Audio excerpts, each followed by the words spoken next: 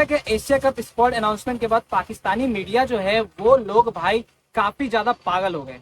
और पागल इस बात को लेके हुए कि उनको अपनी देश की चिंता छोड़ के इंडिया की चिंता होने लगी कि इंडिया में जो प्लेयर्स है उनको क्यों चांसेस दिया गया, वो ऐसे प्लेयर को चांसेस क्यों दे रहे हैं इंडिया में जो प्लेयर इंजर्ड है। मतलब मुझे समझ नहीं आ रहा इस पाकिस्तानियों का क्या करूं। मतलब ये लोग इंडिया के नाम पे जीते हैं, इंडिया के नाम पे खाते हैं, इंडिया के नाम पे अपना पेट पाल रहे हैं, और भाई यहाँ पे गाली भी इनको इंडिया को देनी है। अब मुझे समझ नहीं आता जो सो कॉल्ड क्रिकेट एक्सपर्ट बने हुए इंडिया में, वो लोग हमारे प्लेयर, हमारे बीसीसीआई और हमारे टीम सिलेक्टर से लेकर हमारे कप्तान सबके ऊपर सवाल उठा रहे हैं। अब मुझे भाई समझ नहीं आ रहा, क्रिकेट हमारा, देश हमारा, प्लेयर हमारा, सब कुछ हमारा, लेकिन इनको हम में क्या इंटरेस्ट और क्यों इंटरेस्ट, क्यों सिर्फ व्यूज चाहिए क्या? मतलब भाई हमारे रोहित शर्मा ने और टीम सिलेक्टर्स ने और जो मेन हमारे हेड चीफ है बीसीसीआई के, ठीक है, उन्होंने मिलकर एक स्क्वाड बनाया एशिया कप के लिए कि हम लोग एशिया कप में इन प्लेयर को भेजेंगे। अब एक बात बताओ, इतने बड़े लोग जो बीसीसीआई में बैठे हैं, जो लोग टीम सिलेक्टर्स में बैठे हैं, जो लोग कैप्टन है, वो लोग क्या बेवकूफ हैं इंडिया के अंदर? मतलब उन लोग के पास दिमाग नहीं है। और तुम लोग भाई छोटा सा यूट्यूब चैनल खोल के बैठ के बकलोली मार रहे हो कि भैया इनको नहीं लेना चाहिए था, इनको ले लिया, इनको नहीं छोड़ना, इनको ले लिया। भाई मतलब समझ नहीं आता। भाई हम लोग ना तुम लोग से ज्यादा दिमाग वाले हैं। भले हम लोग, चलो ठीक है, तुम लोग एक बात का ताना देते हो कि हम लोग ये स्क्वाड अनाउंस करके बाद में हार जाते हैं। एक बात बताओ, तुम्हारी टीम कौन सा जीत गई? तुम्हारी टीम ही तो पिछली साल जो गई थी 2022 में, वो नेदरलैंड के भरोसे ही गई थी। मतलब नेदरलैंड अगर उस दिन साउथ अफ्रीका को नहीं हराता तो तुम लोग नहीं जाते ना फाइनल में। तो पहले खुद का स्क्वाड देख लो, खुद कैसे तुम्हारी टीम का सिलेक्शन है, खुद कैसे तुम लोग सिलेक्ट करते हो अपनी टीम को, तुम्हारे पीसीबी कैसे सिलेक्ट करती है, उसके बाद तुम हमारे ऊपर ज्ञान दो।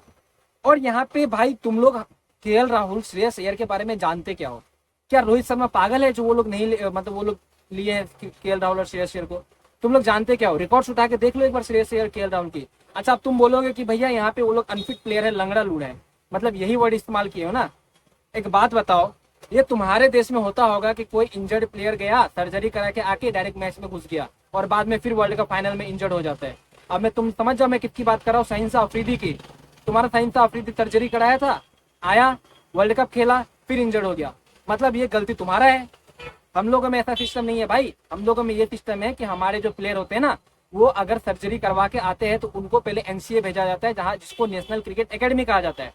और वहां पे हेड कोच के गाइडेंस के अंदर उस प्लेयर को 2 से 3 महीने तक वहां पे प्रैक्टिस करना पड़ता है। अब केएल राहुल की तुम बात कर रहे हो कि केएल राहुल इंजर्ड हो गया, चलो ठीक है, केएल राहुल के हैमस्ट्रिंग में इंजरी थी, वो इंग्लैंड में जाके सर्जरी कराया, आईपीएल में हुई थी। आईपीएल कब खत्म हुआ? मई के लास्ट में। जून, जुलाई, अगस्त, 3 महीने उसने रेस्ट किए। 3 महीने रेस्ट करके उसको रेस्ट दिया गया। WTC फाइनल में उसका नाम दिया गया था, नहीं खेला वो, ठीक है। उसके बाद उसको नहीं खिलवाया गया टीम के अंदर, क्योंकि उसको हम लोग एशिया कप, वर्ल्ड कप के लिए तैयार कर रहे थे। केएल राहुल एक इंपॉर्टेंट पर्सन है, आप लोग क्यों नहीं समझ रहे हो?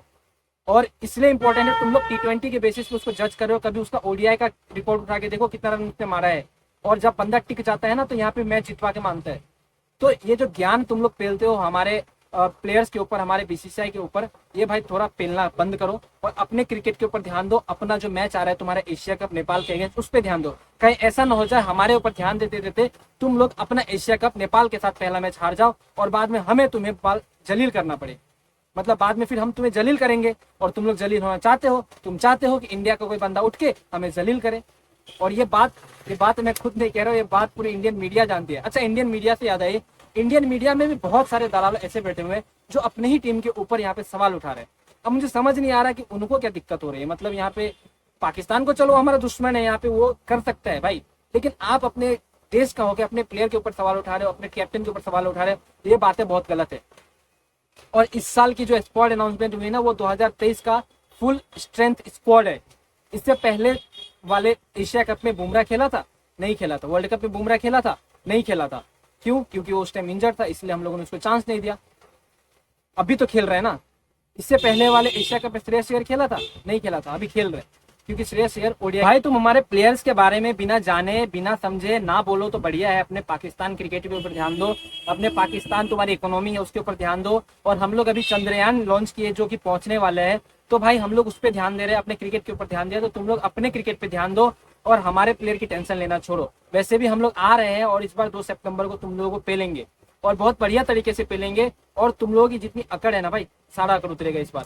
और ये मैं बात जो है ना वो ताल ठोक के कह रहा हूँ कि इस बार जो इंडियन टीम है वो भाई पाकिस्तान की लेने वाला है। यहाँ पे देखो मैं इंडियन फैन से भी कहना चाहूंगी कि भाई आप इन लोगों की बातें ना सुनो और इन लोगों के ओपिनियन के बेस पे अपने प्लेयर्स के ऊपर डाउट मत करो। मैं बता रहा हूँ ना, इस बार हमारे 4 नंबर 5 नंबर प्लेयर के लिए ना 5 प्लेयर चुने गए हैं।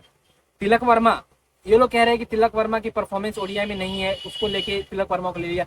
भाई हम लोग नए प्लेयर के ऊपर गैम्बल खेल रहे हैं। अगर बाई चांस मान लो तिलक वर्मा चल गया तो MS धोनी के बारे में सबको पता था कि MS धोनी चलेगा, फिर भी उसको शामिल किया गया था ना। विराट कोहली के बारे में पता था विराट कोहली चलेगा, फिर भी उसको शामिल किया गया ना। तो नए प्लेयर को चांसेस देना पड़ेगा। और वेस्ट इंडीज के दौरे पे तिलक वर्मा ने वो जता दिया था कि हम लोग फोड़ने वाले हैं, और फोड़ा भी हम लोगों ने। तो भाई यहाँ पे तुम जो हमारे प्लेयर के ऊपर जो बकलोली मार रहे हो इसको बंद करो और अपने प्लेयर पे ध्यान दो, नहीं तो भाई जलील करूंगा बहुत ज्यादा। फिर बाद में बोलोगे कि भाई राहुल भाई बहुत ज्यादा जलील करता है, राहुल भाई तुम ऐसे क्यों बोलते हो, तुम हमारे बारे में ऐसे क्यों बोलते हो, चला जा। कमेंट सेक्शन में आके गालियां दोगे। अपने प्लेयर पे ध्यान दो और हमारे प्लेयर के बारे में छोड़ो। हम लोगों ने जो अनाउंसमेंट की, हमारे जो प्लेयर्स है बहुत अच्छे प्लेयर्स है और हमें जरूरत भी नहीं है तुम्हारी ओपिनियन।